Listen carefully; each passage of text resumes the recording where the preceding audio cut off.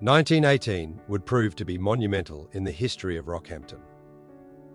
Not only did news break that the First World War had ended and many local soldiers and nurses would soon be returning home, the city was hit by the worst disasters in Queensland's history, including floods, fires and earthquakes.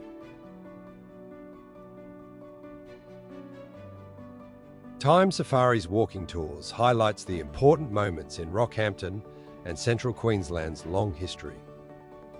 From bushrangers and bank robberies, murder, world wars, the Apollo 11 moon landing, and the worst year for natural disasters in Queensland's recorded history. Day and night tours are available in the heritage-listed CBD and the Southside Cemetery, as well as dinosaur fossil tours of the Rockhampton Zoo and the Botanic Gardens. Private tours are available for groups and schools. For more information, please head over to our website at www.timesafaris.com.au to find out more.